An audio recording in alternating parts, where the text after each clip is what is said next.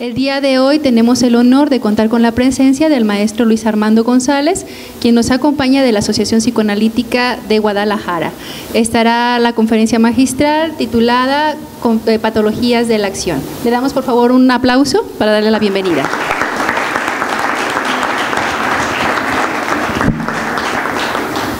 Muchas gracias. Gracias a la Universidad de Guadalajara, al Centro Universitario de los Lagos y a Carmen Quevedo Marín, que nos invitaron porque, bueno, viene mi compañera Victoria Astorga, que también es psicoanalista de la Asociación Psicoanalítica de Guadalajara, y queremos trabajar con ustedes durante esta hora lo que se llama patologías de acción. Ustedes se preguntarán, ¿y eso es nuevo? No, simple y sencillamente aparece lo que se llama la patología de acción en varias nosografías diferentes y a veces muy puras, ¿no? Entonces quiero empezar con contarles una pequeña viñeta de una joven, no tan joven, de una señora que fue a mi consultorio en días pasados, una señora muy atractiva, así como la gente de aquí de Lagos, es como las chicas de por acá, y llegó muy mona, primero me habla por temprano y me dice que si la puedo atender, le digo que con gusto, que tengo un tiempo para la semana siguiente, ¿no? Y él me dice, no, me urge muchísimo porque estoy desesperada. Yo dije, bueno, le voy a dar un espacio a esta mujer, y coincidía que tenía una hora por la tarde, y ella llega antes de tiempo y se sienta y me empieza a contar que está muy angustiada. Que está muy angustiada a partir que descubrió que su pareja actual la había engañado y que ella se sentía muy mal porque era la primera vez que ella se portaba bien con una pareja al que no había engañado, mientras siempre que ella se portaba bien las cosas salían mal, ¿no? Que no era justo si ella se había portado tan bien. Que no podía dormir y que ella tenía una larga historia con hombres, insisto que era muy atractiva, entonces supongo que sí, y que estos hombres siempre la habían engañado y siempre la habían abandonado y le habían robado, y que ahora no sabía qué hacer. Entonces, para contener la angustia, la cité casi toda la semana, como el día jueves, me dice, como no me aguanto la angustia, me voy a ir a esquiar. Y yo dije, ¿cómo? O sea, sí, me voy a ir a esquiar. Regresa la semana siguiente después de haber esquiado y a los pocos días me dice muy desesperada que está muy mal porque le ha llegado el cargo de la tarjeta y se gastó 80,000 pesos en la esquiada, ¿no? Entre el avión, el hotel, el auto rentado y lo que fuera, un viaje no planeado siempre es más costoso que un viaje planeado. Y les quise contar esta historia de esta paciente que sufre mucho, verdaderamente sufre mucho, porque me pareció que era una patología de acción, que era lo que ella había hecho. Había entrado en una crisis y en vez de hacer como se tendría que haber hecho, ella actúa. Esa es prácticamente la actuación. O sea, ella no puede detenerse para decir, a ver, este hombre me engañó. ¿Por qué me engañó? ¿Qué hice yo para que me engañara? Nada es gratis en la vida. Hasta los santos dicen que cuando la limosna es mucha, hasta el santo desconfía, menos cualquier otra cosa, ¿no? Entonces, nada es gratis. Uno siempre participa de una manera u de otra. Entonces, en vez de detenerse y de asumir su responsabilidad, a ver, si él me engañó, yo hice algo. Y el algo puede ir desde la elección propia del sujeto, ¿no? O sea, ¿por qué elijo a este y no a otro? Pasa mucho con ciertas patologías que siempre me dicen, es que fíjese que los que no me engañan no me gustan. Pues qué caray. En el no me engaña, no me gusta, ya está el problema, porque los que no engañan, a ella no le gustan, y ella quiere que los que engañan no le engañen. O sea, no se puede, ¿sí? Entonces, bueno, en vez de detenerse en ese sentido, lo que ella hace es actuar.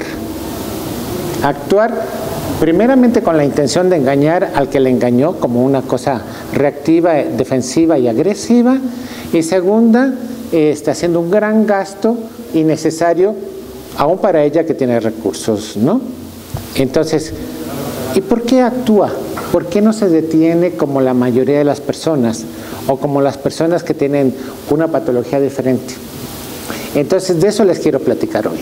¿Cómo se conforma esta estructura mental que hace que actuemos? ¿O dónde se conforma? ¿Y por qué es tan difícil verdaderamente ayudarles? Miren, cuando uno nace, bueno, la diferencia entre las especies y nosotros está dada por el instinto. Las especies tienen todo en su código genético instintivo, cualquier otra especie, ¿no?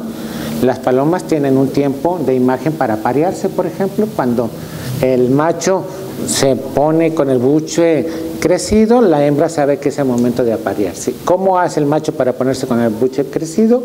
Me refiero a las palomas. Hay un ciclo y ese ciclo actúa así. Igual los perros, igual cualquier otra especie. Nosotros no. Nosotros nada más tenemos una primera respuesta instintiva que tiene que ver con sobrevivencia, que es la alimentación. Toda la demás está atrapada en la dinámica del deseo. Es decir, lo único que tenemos es que al principio, cuando nacemos, tenemos una boca que se dirige a un pezón. Esa es la única respuesta directamente instintiva. Todo lo que ocurre después de ese contacto de esa boca con ese pezón es de otra magnitud y de otra característica. ¿Y qué tiene que ver esto con las patologías de acción? Pues miren, aparece esa primera necesidad de alimentación y entonces el bebé lo que busca es quién satisfaga esa necesidad. En esa búsqueda lo hace instintivamente hacia el pezón. No va al pie, no va al dedo, va al pezón. Se satisface la necesidad alimenticia, pero la necesidad alimenticia de ese momentito tiene muchas otras cosas que es lo que hacen que el deseo empiece a actuar. Nada más les voy a contar unas pocas que me acuerdo. Cuando la mamá amamanta y le dice palabras lindas, ¿no? Casi todas las mamás. Lo mira, lo toca con los dedos, lo toca con su pecho. Todas esas cosas se van registrando al mismo tiempo que la leche ingresa y le calma su necesidad de alimento. Y entonces la satisfacción original de la necesidad empieza a transformarse en una satisfacción de deseo. Porque ya la siguiente vez no va a pedir solo la leche. Ya va a pedir la palabra, va a pedir la mirada, va a pedir el calor, la palpitación, se me olvidaba, es fundamental la palpitación del corazón, está muy cerca del corazón. Entonces, si la mamá está tranquila y el corazón está tranquilo, él va registrando esa tranquilidad. Y eso se va quedando progresivamente, ¿sí? No es la primera experiencia lo que hace el registro, es una serie de experiencias lo que va haciendo este registro. Entonces, estas primeras huellas némicas se quedan grabadas, a nosotros así le llamamos, son unas huellas que están dentro de la cabeza, ¿no? Que representan las primeras satisfacciones, pero que poco a poco se van convirtiendo en representaciones. Es decir, ¿por qué es una representación? Porque es algo que se representa. O sea, aparece una vez y luego vuelve a aparecer otra vez, y luego vuelve a aparecer, hasta que queda instaurada como una representación. Freud hablaba y decía, es una representación cosa, en diferencia a la representación palabra, donde ya hay una palabra. Esta cosa o esta imagen primitiva va haciendo que el bebé tenga representaciones donde satisfacer cada vez que aparece lo que nosotros llamamos pulsión, o lo que ustedes pueden llamar como energía, ¿no? Entonces aparece la pulsión que está en el cuerpo, que busca descargarse, y lo primero que trata es de encontrar en dónde se descarga. ¿Y qué creen? Se descarga en la imagen. O sea, el primer intento de descargar pesca la imagen, que es la huella anémica de la satisfacción que se tuvo con la madre, con toda esta complejidad, ¿sí? Y como la imagen no lo llena, por supuesto, entonces tiene que hacer un movimiento y hacer un grito y llamar a la madre. El grito es la primera forma de comunicación que existe, aunque antes hay otras formas de comunicación que vemos mucho en las patologías psicosomáticas, pero bueno. Entonces, como la huella que se tiene al cargarse con la pulsión no genera la satisfacción, aparece el grito y en ese momento viene la mamá. Y en ese momento empieza a crearse una relación entre la ausencia de la madre, que es fundamental para lograr la satisfacción, y la representación. Si la madre no se retira, no se quita del lugar, entonces la representación no tiene toda la posibilidad de formarse. Miren, pasa mucho de la siguiente manera. La madre puede querer ser muy buena madre y le han dicho que ser buena madre es que el hijo no sufra, ¿no? Y entiende como eso, que cada que el hijo tenga hambre, satisfacerle. Y entonces ella piensa que el hijo tiene hambre y hace un ruidito, se le conecta al pecho, ¿no? Y entonces va estableciendo una relación en donde no hay ausencia. Ya el pobre bebé no va estableciendo la relación entre representación y grito, sino ya la madre le adivina. Al adivinarle no se forman las representaciones que se necesitan. Se forman otro tipo de representaciones, pero no las que se necesitan para ir haciendo un aparato psíquico poderoso, ¿sí? Entonces, si la madre se quita, entonces el bebé puede representarse a la madre y puede decir, es que mi mamá vino y me dio leche. No lo dice, pero lo puede registrar y primero me recuerdo y cargo el recuerdo, y como eso no me funciona, le pego el grito a mi mamá, ¿sí? Entonces, la mamá viene. Si viene en el tiempo que el bebé necesita, entonces se va a cargar una buena relación, digámoslo así. La mamá tiene que tener la habilidad para nunca venir antes ni nunca venir después. ¿Qué problema? Porque no hay escuela para eso. Y el problema se hace más grave porque cada bebé tiene una característica diferente. Es decir, algunos bebés aguantan más la ausencia y otros aguantan menos. Entonces la mamá va desarrollando esa capacidad y descubre en qué momento este bebé con estas características necesita ser satisfecho por esta madre. Si logra hacer esa buena conexión, entonces el bebé, gracias a las ausencias, fíjense qué importante, no es el exceso de satisfacción lo que genera el bienestar, es la buena relación con las ausencias lo que genera el bienestar que luego vamos a tener. Esto es fundamental porque en esta época moderna está todo dirigido a una satisfacción así, inmediata. Y no esperamos nada, no tenemos la calma de estudiar, por ejemplo, porque para estudiar hay que estar tranquilos, relajados y con ganas de entender lo que el libro nos dice. A nosotros, no lo que el hombre escribió, lo que el libro nos dice a nosotros. Bueno, pero para tener eso, debimos de haber tenido alguien que respetara nuestro tiempo, ¿sí? Entonces, y que dejara cada vez más un espacio para que nosotros nos motiváramos más a ir a buscar la satisfacción. Porque si hay el espacio, es decir, la ausencia por parte de la madre, entonces uno busca un poquito más. Pero hay un límite, ¿sí? El límite se va regulando. Bueno, hasta aquí tenemos el apartado de cómo se forma la representación que se forma ante una buena presencia de la madre y una buena ausencia de la madre, fundamental. Ya teniendo esta representación, vamos a seguir. ¿Qué le pasaba a mi paciente?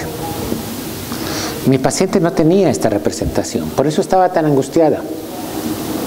Cuando el novio la engaña, para ella se reactiva en el presente, no en el recuerdo, la experiencia de satisfacción que ella tenía de muy pequeña, en donde no había podido ser satisfecha. Ella tenía una historia de una madre muy de funciones y a veces ni de funciones. O sea, la madre andaba en sus cosas y nunca entendía que esta niña existía. Entonces el novio se le retira y ella siente que eso es la muerte. Por eso, al no tener un recuerdo, una madre interna que diga, bueno, pues si me deja ya habrá otro, ¿no? Además les digo, era muy atractiva, podía conseguirse muchos. Y además tampoco ese es el caso, porque las atractivas no necesariamente son las que más consiguen, ¿no? Entonces, esa es toda una cuestión al respecto. Pero ella podía decir, bueno, me dejó, ¿qué hice yo para que me dejara? ¿Cómo contribuí yo? ¿Cómo están las cosas en este momento? Me voy a esperar un rato para entender qué fue lo que yo hice y después de ese rato, entonces ya daré espacio a una nueva relación. podría haber hecho eso como se haría normalmente, pero ella no aguanta esa parte. La separación para ella es una experiencia de desamparo, como fue en algún momento de la infancia, pero ya no es en la infancia, ya no es el recuerdo. Para ella, en el momento presente, es la misma experiencia de desamparo. Fíjense qué importante. No estamos hablando que cuando hablamos en psicoanálisis, hablamos de lo que nos pasó. Cuando hablamos en psicoanálisis, hablamos de lo que nos está pasando. Esta chica no es que recuerde que su mamá no la quiso, ella ni se acuerda de su mamá. Ella vive la desazón de la pérdida como una cosa terrible que hace que el yo se le caiga. Y se le cae, y la angustia la invade, y sí la invade la angustia, y está aterrorizada. Pero como no tiene las representaciones como para ir deteniendo esta fuerza de la pulsión, lo que hace es actuar, reacciona. Por eso hablamos de reaccionar, ¿no? ¿Qué es reaccionar? Reacciona como una manera de defenderse de esa pulsión tan intensa y como de esa angustia que siente, para que les quede como más claro, y como un intento de controlar esa angustia, corre y se paga su viajecito a esquiar. Que no les sirve absolutamente de nada, sino ¿para qué? Para generar más angustia.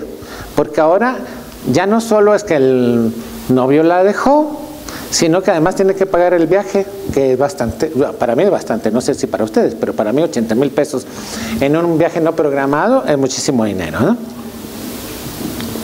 ¿Se fijan cómo se va dando esta relación con el aparato psíquico? Cómo esto que se conformó en la primera infancia, en etapas muy primitivas de la relación bebé con la madre, se fue quedando como una manera de actuar, de operar. Ustedes me van a decir, oiga, ¿y el padre? Es que el padre también juega. El padre es el que permite que la madre no se apropie del bebé, si es que el padre sabe lo que le toca hacer. ¿Cómo es no apropiarse del bebé? En todas las culturas, y aquí en Lagos es lo mismo, hay algo que se llama la cuarentena. ¿Ustedes se acuerdan de ella? La cuarentena es el periodo en donde la mamá se la pasa con el bebé, ¿no? Y el papá lo único que hace es dejar que estos dos estén encantados y los cuida a los dos. Esa es la función del padre en estos 40 días, ¿no? Después de estos 40 días, el papá empieza a separar al bebé de la madre para que la madre no quede con ese atractivo de que el bebé es mío. Y empieza a decirle, déjalo que llore un poquito. No lo satisfagas inmediatamente. Tienes que ayudarle a que él tenga la fuerza para pedir. Eso es lo que hace un papá. Va haciendo los cortes. Porque si no, se queda pegado el bebé a la mamá y puede llegar a la cuestión incestuosa o parincestuosa, ¿no? Entonces el que establece el corte del incesto es el padre. Ustedes me van a decir, ¿y qué si no hay padre? Pero hay padre en la cabeza de la madre. No, si tengo respuestas para todo. Ya está eso. Entonces, ¿cómo es eso que hay padre en la cabeza de la madre? Miren, cuando una mujer elige un hombre como su pareja, lo elige desde su propia experiencia como hija. Si en su propia experiencia como hija tuvo un padre, entonces va a elegir un hombre que se faje un poquito los pantalones y que ese dicho de impóngase compadre no vaya a ser la respuesta, es que ya estoy impuesto, sino poner el límite, ¿no? Entonces, desde ahí ya la mujer que elige a un hombre que es verdaderamente hombre es porque en la cabeza tiene la necesidad de un hombre que es verdaderamente hombre. En el ejercicio de la función, ¿sí? No estoy metiéndome en elección sexual, sino en el ejercicio de la función.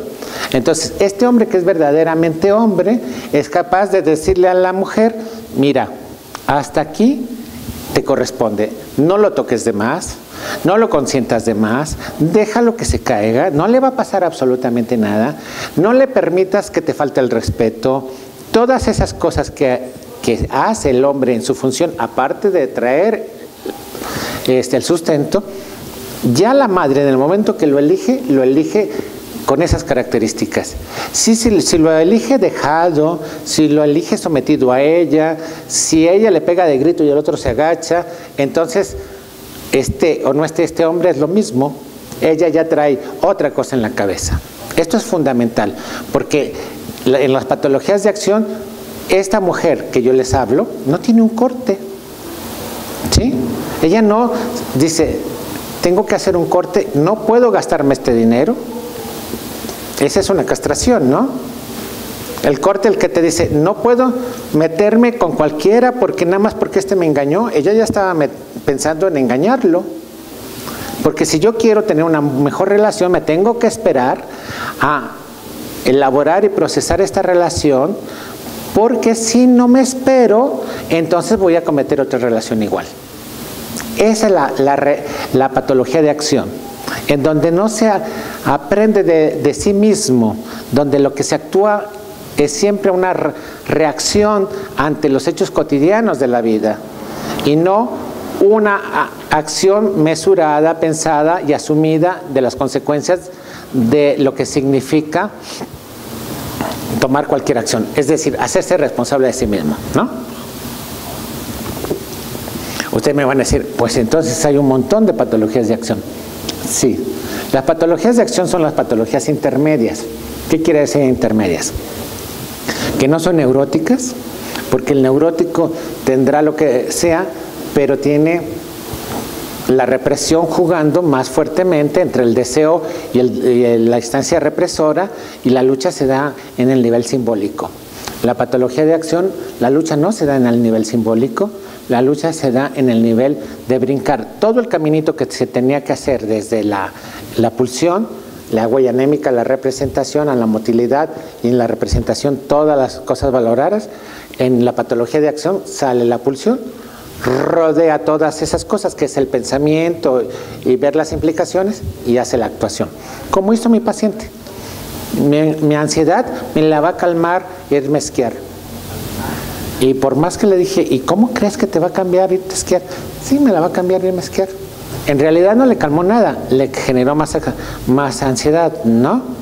¿Por qué? Porque si ella hubiera tenido este aparato psíquico que yo les estoy describiendo, entonces ella hubiera hecho muchas reflexiones al respecto, decir, no puedo hacerlo, no me conviene, me espero. Entonces, si las patologías de acción están entre las patologías intermedias, tenemos de un lado la neurosis, en donde la lucha es por lo reprimido, y de otro lado la psicosis, en donde no existe la representación. Acá existe una incipiente representación. En la psicosis no hay representación. El aparato psíquico está siempre como fragmentado. Entonces, ¿en dónde vemos las patologías de acción? En la perversión, en la psicopatía, en lo psicosomático, aunque mucha gente pone lo psicosomático más cercano a lo psicótico, pero la locura en el cuerpo, ahí es donde encontramos las patologías de acción. Y en estos tiempos, en donde lo que se valora es la acción, ¿no? En nuestro tiempo, no hay tiempo para pensar, no hay tiempo para escuchar, no hay tiempo para actuar conforme a valores. Todo está dado a partir de acciones. O sea, eres exitoso si tienes un accionar muy fuerte, ¿no? Si puedes tener en tu acción mucho consumo. Cuando vino el presidente Mujica a la Universidad de Guadalajara, él habló de esto mismo que yo estoy diciendo ahorita. La sociedad actual nos ha llevado a considerar como que lo bueno es tener mucha acción para tener mucho dinero, y en el tiempo de conseguir ese dinero lo que hemos hecho es trabajar, trabajar, trabajar, que es una manera de accionar, para luego poderle pagar a los hijos una escuela cara, ¿no? Pero luego resulta que le pagamos a los hijos la escuela cara, y ya cuando queremos convivir con los hijos, pues los hijos ya son adolescentes, ya se nos fueron los hijos. Pero seguimos trabajando mucho para pagarles la universidad, y sí, ellos se gradúan y nosotros seguimos trabajando mucho y se nos fueron los hijos, porque nuestra acción cotidiana del gran trabajo no pudimos frenar y dejar un espacio para el diálogo, para el juego, para la cercanía con el hijo, desde chico hasta grande, que permitiera ayudarle a crear estas representaciones de las cuales yo les hablo. No se hizo eso. Al no hacerse eso, creemos, a partir de lo que la sociedad de consumo nos genera, que lo bueno es trabajar mucho para tener mucho dinero, y que así algún día vamos a ser felices, ¿no? Como dice el anuncio ese de un banco que dice que yo trabajé mucho tiempo esperando viajar mucho y ya soy viejito y no puedo viajar, ¿no? Entonces, esas son las cosas donde la patología de acción se va colando. O sea, la sociedad favorece la patología de acción, la propicia, ¿sí? Si me dicen que para yo ser grande debo tener un coche de lujo, que es lo mismo que una bicicleta, ¿no? O una moto, entonces yo trabajo mucho para tener ese coche, pero cuando ya tengo el coche no tengo la fuerza para usarlo, y así mil cosas. Esas son las patologías de acción. Ahora, ¿cómo hacemos nosotros? Quiero invitar a Vicky que nos cuente un caso, entonces yo voy a contarles un poco cómo hacemos en el trabajo psicoanalítico para contrarrestar o contener la patología de acción. Porque verdaderamente cuando el aparato está tan debilitado, uno puede hacer muchas cosas, pero es muy difícil volverlo a reestructurar. Yo sí creo que con los psicóticos se pueden hacer más cosas que con las patologías de acción. El psicótico viene desestructurado. Se presenta a nosotros todo desorganizado, le damos la contención necesaria y se organiza. Y vemos cómo se va armando él. Las patologías de acción, que son patologías intermedias, que también ahí ponemos las caracteropatías, están rígidamente conformadas. Para poderlo armar, tenemos que fracturar, romper esas maneras de satisfacción que se tiene. Y eso no se puede hacer tan fácil porque implica entrar en contacto en ansiedades muy primitivas. Entonces, más vale malo por conocido que bueno por conocer. O sea, yo no le puedo garantizar a un paciente que si él se enloquece un ratito, después de la locura, va a estar mejor. No sé qué va a pasar. ¿Sí? Entonces, ¿cómo hacemos nosotros? ¿Cómo construimos? ¿Cómo trabajamos psicoanalíticamente cuando nos llega un paciente? Con estas características o con cualquier otra característica. Ustedes han escuchado ese asunto de la transferencia, ¿no? Ustedes han escuchado que la transferencia es lo más pasional que existe.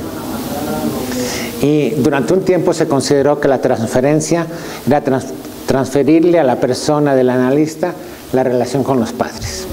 Así era más o menos, ¿no? Si con tu padre lo odiabas, ibas a odiar al analista. Y entonces uno trabajaba diciendo, es que tú me odias como odiabas a tu padre. Y uno se libraba perfectamente de la relación. O sea, si me odia como odiaba a su padre, no es que me odie a mí. Entonces todo estaba perfecto. ¿Sí? Pero ¿qué pasaba cuando uno fue descubriendo y los autores fueron profundizando? Y entonces uno empezó a ver que verdaderamente lo odiaba a uno, o lo amaba, o lo deseaba, o lo que ustedes quieran. Todas las cosas afectivas eran hacia uno con toda la intensidad y no hacia lo que uno creía que era, es decir, el papá o la mamá, ¿no? Y entonces vimos que si analizábamos desde ahí, analizábamos en transferencia, las sesiones se hacían primero muy divertidas. Digo, no se aburría uno porque el otro se ponía intenso y uno contestaba en esa intensidad.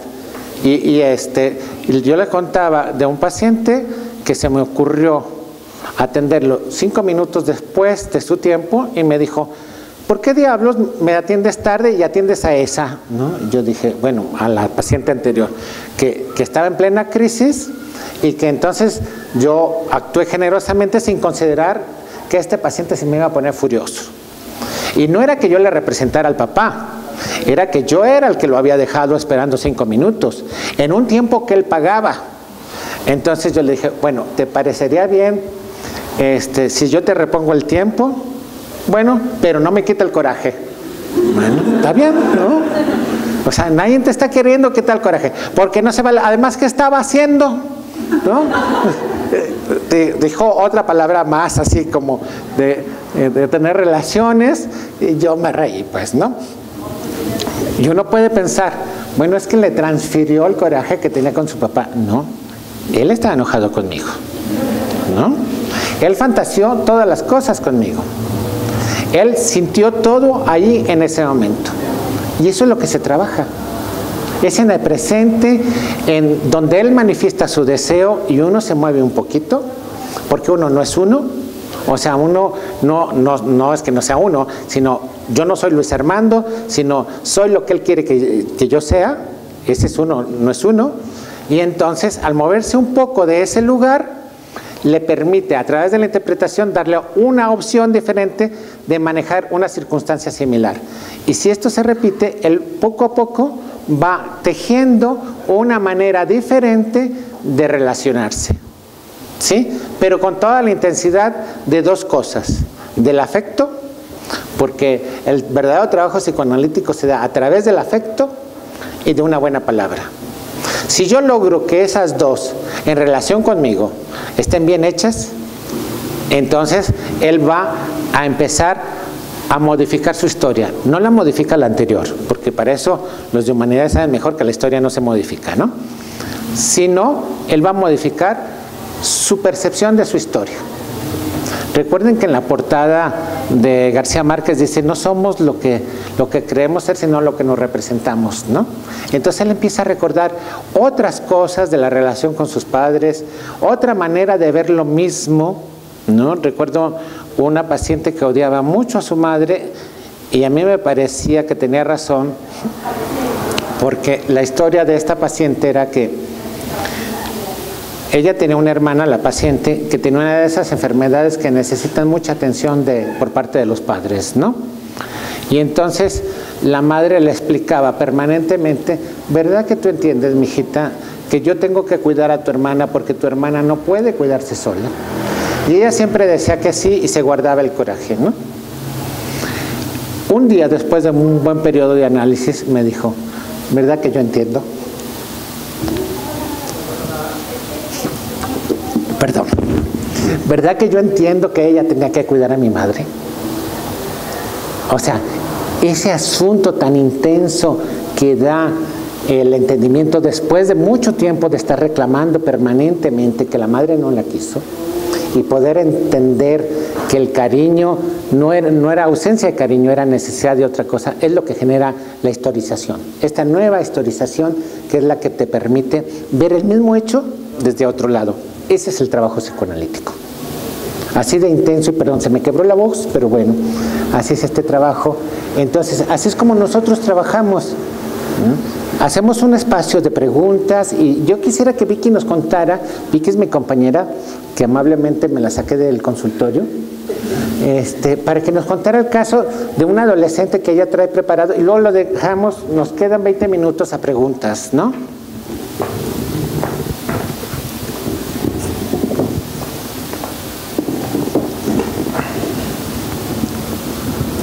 Bueno, por el caso del que les contaría es un adolescente.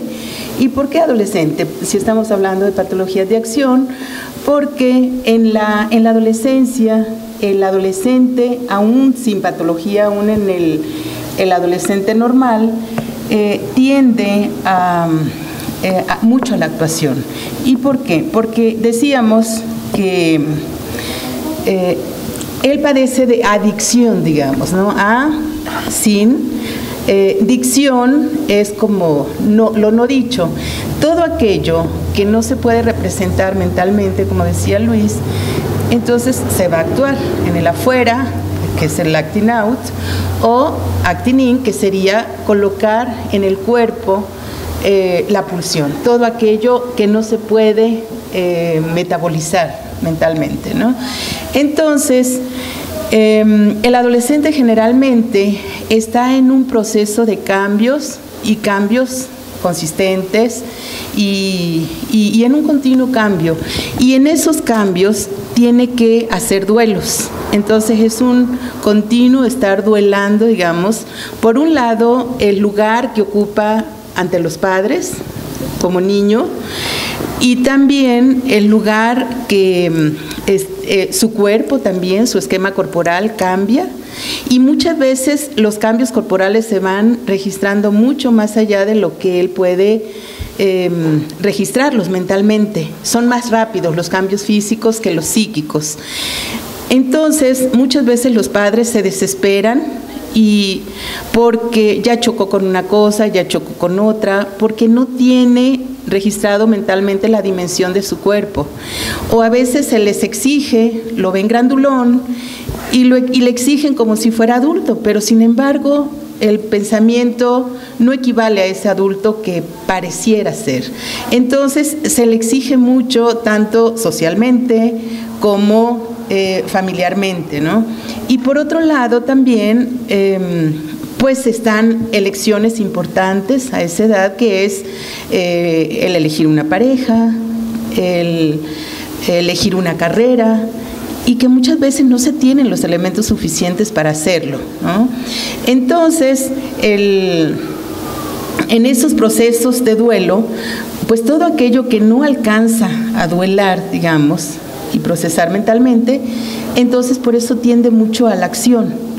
Y entre las defensas que utiliza puede ser aislarse, la mentira, el hurto, ser muy obsesivo, es muy metódico. Entonces cada quien lo hace como puede, ¿no? No como quiere, sino como puede. Y todo esto de acuerdo a la historia de cada uno. Entonces Freud hablaba de las series complementarias, que es lo genético, lo histórico, entonces lo que cada uno y cómo puede procesar cada uno su vida también, ¿no? Entonces, el caso que les comento es un chico cuya mamá me habla y me dice que la psicóloga del colegio le dio mi teléfono y que tiene un niño que quiere que atienda. El muchachito tiene 13 años, la mamá llega y luce un vestido muy escotado, muy corto también. Entonces, luce mucho más joven de lo que parece. Generalmente cuando yo trabajo con adolescentes o niños, hago una cita con los padres primero. Como los papás en este caso estaban separados y el papá no estaba en la ciudad, ella acude primero, ¿no? Entonces, en un segundo momento veo al chico y ya me dice que al salir la mamá me dice, ahí se lo encargo, porque tiene un tatuaje con el nombre de la novia y se pelea mucho y saca muy bajas calificaciones. Entonces, pero me lo dice en voz bajita. Cuando yo hablo con él, lo veo y pareciera como un chico que aparenta más edad, ¿no? Parece como un niño jugando a ser adultito, ¿no? Una chamarra de piel, tenis, pantalón de mezclilla y todo, pero parece un jovencito, ¿no? Y le digo que lo que me comentó la mamá, y me dice que sí pelea mucho, y se baja la camisa y me enseña una cicatriz en la piel en forma de cruz, como el zorro, ¿no? Como las que hace el zorro. Entonces yo digo, ¿cómo? Y le digo, ¿y eso cómo te lo hicieron? Con una navaja. Le digo, ¿pero dónde? No, pues es que en la escuela nos peleamos. Y le digo, ¿pero cada cuándo peleas? Diario. Le digo, ¿y no se dan cuenta? ¿Y los maestros qué dicen? No, es que no se dan cuenta. O sea, tengo que aclarar que es un colegio reconocido, y él me decía que no se dan cuenta ni los maestros, ni los psicólogos. Entonces, bueno, eso ya me empieza a hacer alarma, ¿no? Y entonces, posteriormente, él me cuenta, me dice que si le voy a contar eso a la mamá. Yo le digo que no, que lo que hablemos queda entre él y yo. Entonces ya se abre un poco más y me dice que pelean diario, que él ayuda a los amigos, los amigos lo ayudan a él. Y Y que bueno, ya en la siguiente entrevista llega y me dice que va a ir a que le retiren los puntos porque le dieron una pedrada en la cabeza y bueno, le abrieron. Entonces dice que sangró mucho, pero que la maestra le dijo que lo manejaran con mucha discreción y que no comentara nada. Entonces, ahí, o sea, se está generando un problema serio. Ahora, ¿qué es lo que este chico lo lleva a sentir que o mata o lo matan? Entonces yo le digo esto, que pareciera que él siente que no hay escapatoria, o que mata o lo matan y que como que no hubiera salida. Y él me dice que no. Entonces es como muy desesperanzador, ¿no? Y bueno, ¿qué es lo que está actuando este chico, ¿no? Pues es una mamá, como decía Luis, hay un objeto incestuoso que es la madre, y no hay un padre que haga el corte ahí, ¿no? Ya posteriormente, y además, pues la madre no puede como, anda en búsqueda, digamos, de su propia sexualidad, pero se le ofrece al chico, digamos, o sea, al vestirse de esa manera, pues es como estarlo seduciendo también, ¿no? Entonces, al no poder, con toda esa carga, es como que él tuviera que sacar toda esa pulsión, digamos, hacia el pleito y hacia las luchas que hace con los amigos, ¿no? En una siguiente entrevista ya me dice que la mamá duerme con una de las hijas y que defiende mucho a esa niña, entonces, y que se la lleva muy mal con la niña, ¿no? Pues ahí es lo que me está mostrando, es que hay una conflictiva, digamos, fraterna con la hermana, y donde parece ser que la madre le dice por un lado que se defienda de ella porque ella lo molesta y le dice, y le pone motes y todo, y él le dice, mira mamá, me está molestando, la mamá le dice defiéndete, pero luego se defiende y lo regaña a él. Entonces es como que él no tuviera lugar ahí, ¿no? Y en la escuela también empieza a presentar la misma conflictiva. Como decía Luis, ya se sabe el caminito por donde se encuentra la satisfacción de la pulsión, lo más conocido, ¿no? Entonces, en la escuela también se posiciona de la misma manera, donde él dice que los maestros no lo quieren, que lo molestan y que aun cuando él apoya en las actividades, que le dicen que no apoya. O sea, repite exactamente en la escuela lo mismo que pasa en la casa. Entonces, ¿qué es lo que está pasando ahí? O sea, hay una forma ya que se sabe, el psiquismo ya sabe cómo satisfacer la pulsión y lo hace de esa manera. Entonces es como ir repitiendo la misma forma de relacionarse y que en el consultorio lo que se hace es como que va a buscar quizá un momento en el que yo también represente esa madre de la cual se siente rechazada y todo, y que ahí la única herramienta que tenemos es la interpretación, ¿no? Y también no repetir la misma posición de la madre, saber qué me está demandando y correrme del lugar, ¿no? Como para que él pueda hacer una historia distinta. Entonces, cuando generalmente no hablaba este chico, cuando yo le pido que en muchachos que no pueden verbalizar mucho, y él tenía este problema, generalmente uso marcadores y todo, y yo le digo que si quiere dibujar, y me dice que sí. Y a partir de ahí, o sea,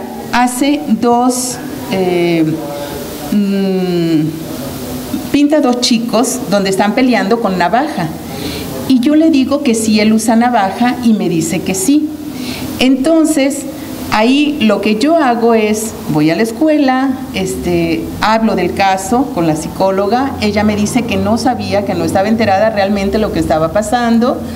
Y bueno, entonces cuando hay este tipo de situaciones, yo hablo con él y le digo que lo que está pasando es grave, que necesitamos hablar en la escuela de lo que está pasando, como para apoyar un poquito. Ahora, una de las cosas que también cambió y que fue muy importante con él, fue que el padre, en ese tiempo se vino a vivir a Guadalajara, empezaba a salir con ellos, los fines de semana se iban a comer juntos con los hijos y él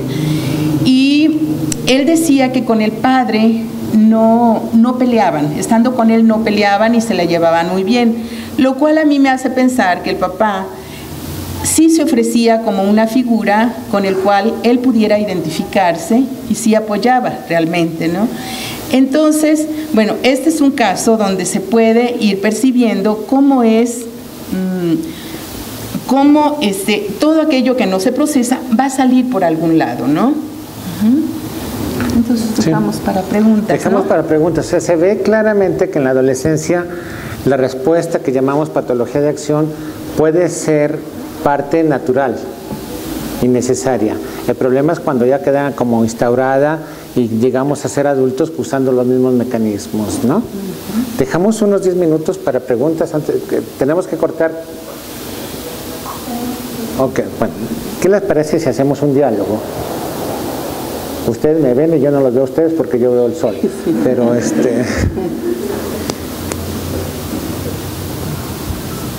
Bueno, hablando de los adolescentes, ¿por qué se da la ideación suicida en algunos adolescentes? Sí, ese asunto de la ideación suicida, hay un autor que a mí me gusta mucho que se llama Rolla, que dice que cuando la gente se suicida, la mayor parte de la gente, es que hay varias maneras de enfocar el suicidio, ¿no? Una de las maneras de enfocar el suicidio tiene que ver con una búsqueda de un mejor estado, donde no hay sufrimiento. El que se suicida, y sobre todo el adolescente, no tiene el registro de que va a dejar de existir. Piensa que con la muerte va a pasar a una mejor vida. Esa es una cuestión delirante si ustedes se ponen a pensarlo tranquilamente, pero así es un delirio que se hace como estoy sufriendo mucho, y como estoy sufriendo mucho busco un estado donde no voy a sufrir sin darme cuenta que ahí voy a dejar de existir. Ese es uno. Otro tiene que ver con esta fuerza de la pulsión. Como la pulsión es muy intensa en la adolescencia, las representaciones no alcanzan. El suicidio tiene que ver con dañar a otro, ¿sí? Pero a otro metido en uno. O sea, me mato para hacer sufrir a otro, o me mato porque soy el otro. Es otra cosa de doblamiento en ese sentido. Entonces no podemos como generalizar por qué se da. Sabemos que es la fuerza de la pulsión, sabemos que hay varios caminos, pero cada uno de las personas es un sujeto completamente diferente y actúa a partir de esa diferencia. A menos para nosotros cada paciente es completamente diferente, cada sesión es completamente diferente y actúa a partir de esa diferencia. Si no, diario estaríamos como dándole interpretaciones numeradas, ¿no? Ahora te toca la 25, mañana la 26, me dijiste esto, te doy la 28. O sea, cada momento es completamente nuevo, ¿sí? Sí, puede haber diferentes razones por las que una persona decide terminar con su vida, digamos, ¿no? Y sea adolescente, adulto o niño incluso, que ya se están dando los suicidios en niños, ¿no? Entonces, generalmente es como que tiene que ver con esa primera relación también, ¿no? Donde es como que se va acumulando mucho enojo, mucho coraje. Entonces el coraje que no puede expresar hacia afuera, lo expresa hacia sí mismo.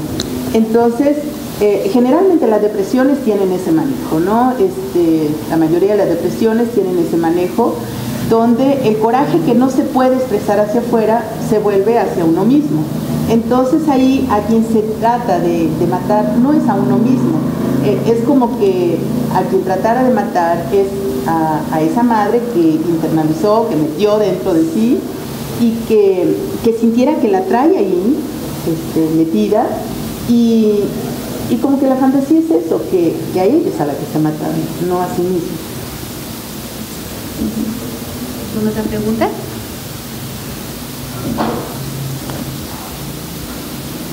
Bueno, en el caso de un chico, si quiere romper con esta imagen de la madre, se quiere conseguirse otro tipo de chica, pero siempre cae en el prototipo de la madre.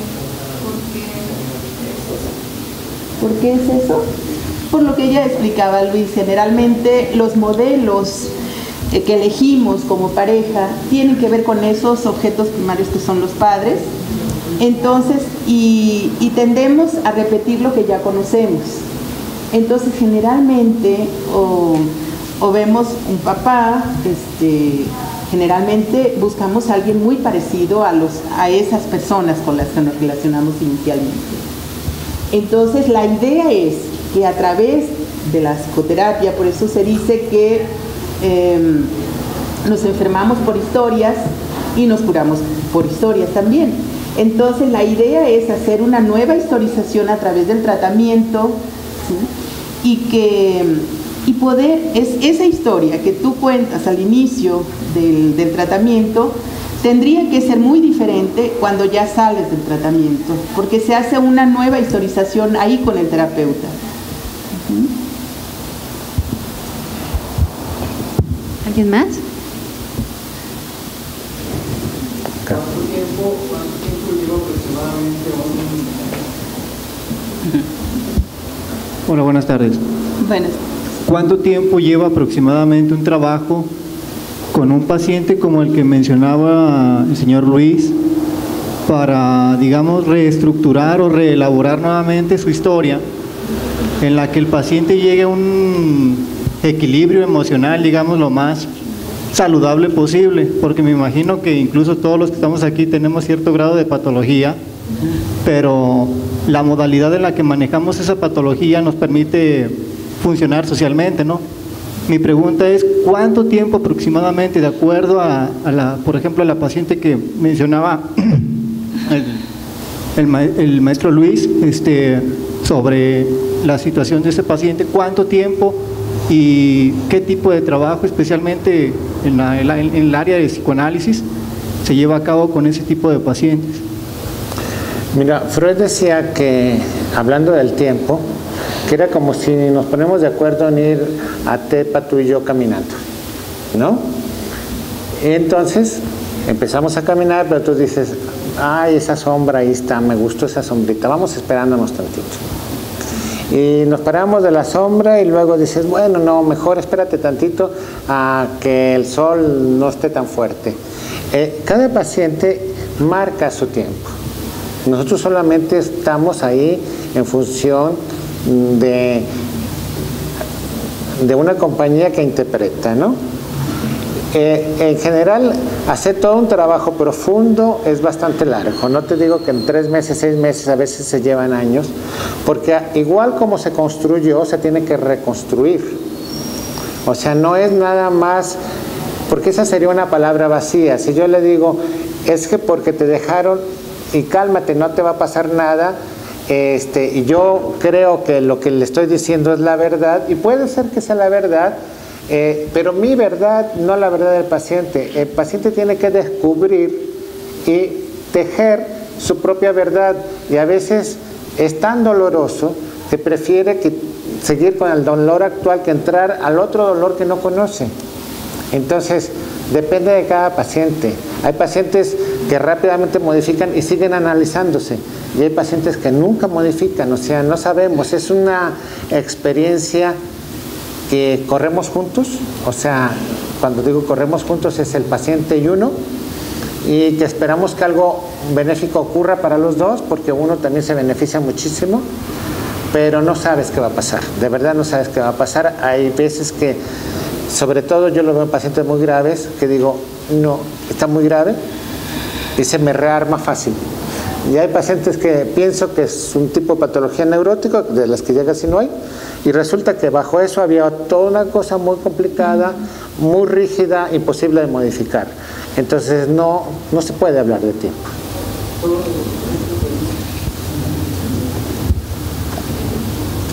En relación a esta incapacidad de poner un tiempo, ¿no puede incluso perder un poco de credibilidad del trabajo que incluso pueda ser un psicoanalista con un paciente en el ámbito científico? Por ejemplo, si nos ponemos a comparar el trabajo que puede lograr un cognitivo conductual o una persona en el área de no sé cuál otra, que pueda tener un esquema de trabajo que puede decir, bueno, en tanto tiempo yo creo que puedo lograr este alcance, que en psicoanálisis, de acuerdo a lo que me comentan, no existiría un proceso de ese tipo, y otras corrientes psicológicas posiblemente sí no lo manejarían.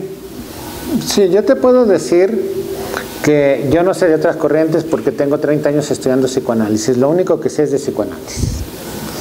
Te puedo decir que si alguien dice, como me contaba alguien hoy por la mañana, que había entrado a un curso en donde participaron 250 personas y que después de 3 días se iba a modificar y que iba a estar bien, pues yo le digo, qué bueno, ¿no? Verdaderamente qué bueno.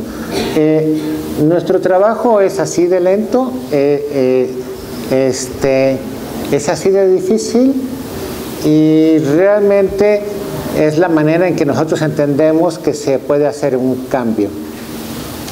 Otra gente podrá ofertar otra cosa. Nosotros no ofertamos más que lo que nosotros sabemos hacer, ¿no? Podrán decirte que te alivias con la pura sonrisa, o con un dicho, o con un dulcecito. O con un ejercicio. O con un ejercicio, o con unas hojitas alrededor y un huevo, ¿no? Sí, puede ser. Yo no digo que no. A mí me queda claro que hay 2 situaciones que generan cambio. Una tiene que ver con una experiencia de vida muy intensa, cercana a la muerte, que esa experiencia asumida y tramitada hace que cambies. Y la experiencia psicoanalítica, que es muy intensa, tocando la muerte momentáneamente, pero muy larga, porque así tiene que ser, que hace que cambies, ¿no? Pero es la intensidad de la relación lo que favorece el cambio, no es otra cosa. Si no hay este encuentro que yo les digo, que vino a una actuación mía en donde se me quebró la voz del recuerdo, o sea, de ese nivel era la intensidad con esta paciente. Si no hay esa intensidad, no hay cambio.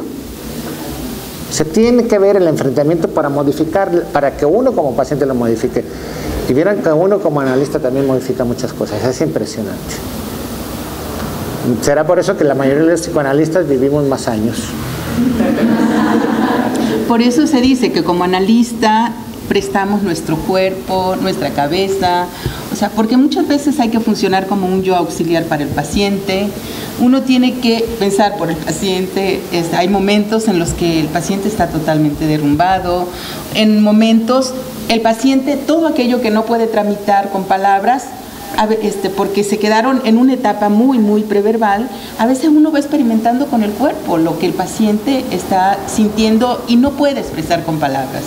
Lo va expresando a través de las sensaciones que vamos experimentando nosotros. Creo que ya nos pasamos 2 minutos. Bueno, pues muchísimas gracias.